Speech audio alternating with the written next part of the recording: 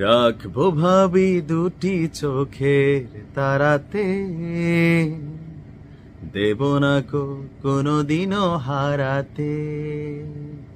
নারানা নারানা নারা নারা না। ভাবি নারা নারা বাদ দিয়ে আসল ঘটনায় আসো। থাকে মহিলারা বিপদের দিনে কাজে লাগে। ভাবি কো শোনো, তোমার ভাইও আমার বেরোদে না।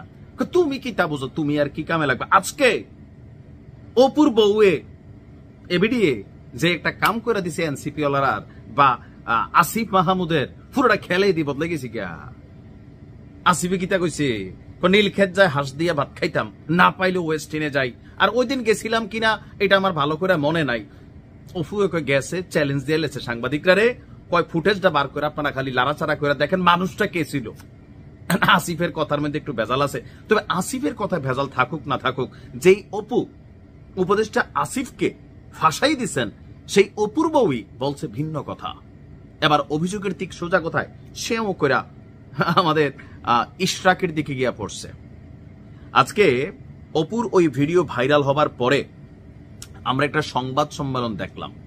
যেই সংবাদ সম্মেলনে অপুর স্ত্রী খোদ হাজির হয়েছেন, গণমাধ্যমের সামনে চাঞ্চল্যকর বক্তব্য দিয়েছেন। যেই ফুটেজটা আমরা দেখেছি, অপুর যে বক্তব্য, এটা নাকি তাকে জোরপূর্বক আদায় করা হয়েছে। আর এই কাজটা কে করছেন? এই কাজটাতে বিএনপি নেতা ইশরাকের নামটা কিভাবে জানি জুড়া গেল। এখন ভাবির বক্তব্যের মূল অংশগুলো শুধু আমরা যদি বলি, তিনি বলছিলেন সে ইশরাক অপুকে দিয়ে জোরপূর্বক এই কাজ করিয়েছে। এখন আমরা ক্যামেরাতে দেখছি চেয়ারে বসে আছে, বিপরীত দিকে কি মেশিন গান স্ট্যান্ড গান ছিল কিনা সেটা আসলে বুঝে নেই। তবে অপুর চেহারার মধ্যে তেমন কোনো নার্ভাসনেস বা ভয়ের কোনো কিছু কিন্তু দেখি নাই। খুবই সাবলীল ভাবে তিনি কথা বলছিলেন। থাকে না যে আপনাকে জোর কইরা একটা রুমের মধ্যে মেশিন টেশিন ধইরা একটা ফুটেজ নেওয়া হচ্ছে, একটা বক্তব্য স্বীকারোক্তি নেওয়া হচ্ছে, তো সেখানে আপনার চেহারার মধ্যে নার্ভাসনেস কাজ করবে। কিন্তু অপুর মধ্যে যে জিনিসটা মনে হয়েছে যে সামহাও গোসা কাজ করতেছিল, এবং কি তার বিরুদ্ধে রিয়াজ যে স্টেটমেন্ট দিছে সেখান থেকে তার মধ্যে একটা রাগ কাজ করছিল। এখন এটা হচ্ছে আমি সাধারণ একজন ইউটিউবার, যতটুকু ফুটেজ বিশ্লেষণ করে অভিমত দিতে পারি ততটুকু দিচ্ছি। বাট হইতেও পারে যেহেতু বউয়ের দাবি, তবে বউ কি সেখানে ছিলেন?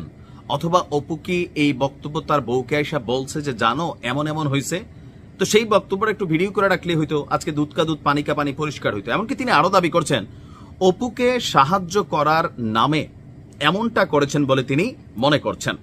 তো কেন করছেন তার বক্তব্য হচ্ছে, তারা উপদেষ্টা আসিফ এবং জাতীয় পার্টির আহ্বায়ক নাহিদের নাম শুনতে চেয়েছিল। তো এখানে আমরা যতটুকু দেখলাম যে আপনার আসিফের নাম তো চলে আসছে, নাহিদের নাম কিন্তু আসে নাই। এবং টোটাল ঘটনার মধ্যে রিয়াদের ভূমিকা কি, অপুর নিজের ভূমিকা কি, টোটাল বিষয়টা সামনে আসছে। এখন কেউ বলছেন অপুর এই বক্তব্যটাই সাজানো স্ক্রিপ্ট, আর এটা এনসিপি কে বদনাম করার জন্য করা হয়েছে, তার স্ত্রীর মূল কথার যে দাবিটা বা এনসিপির নেতাকর্মীদের এই দাবিটা। তবে এ নিয়ে ইশরাক এখন পর্যন্ত, আমি যখন নিউজটি রেকর্ড করছি তখন পর্যন্ত তার কোনো বক্তব্য সামনে আসে নাই। তবে উপদেষ্টা আসিফের কারণে ইশরাক মেয়র পদ পায় নাই এটা সবাই জানে।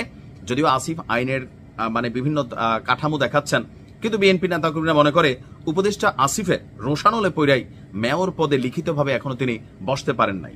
আবার আসিফের অনুসারীরা মনে করেন অফকোর্স এই ঘটনার পিছনে নিশ্চয়ই ইশরাক দায়ী, কারণ ঠিকই তো আসিফ ভাইয়ের ইশরাকের মধ্যে একটা অন্তর্দ্বন্দ্ব চলছে। সত্য মিথ্যা খোদা মালুম, মহিলা মানুষ তিনি ভালো জানেন, অপু ভালো জানেন, ইশরাক ভালো জানেন, আর এক আল্লাহ ভালো জানে, আসিফ ভালো জানে। আমরা তো শুধু যেদিকে বাতাস ওইদিকেই ফিল করার ট্রাই করতেছি ঘটছে কি। তবে এই মুহূর্তে আসিফকে একটা বড় ঝামেলার হাত থেকে অপুর স্ত্রী কিন্তু বাঁচাই দিছে।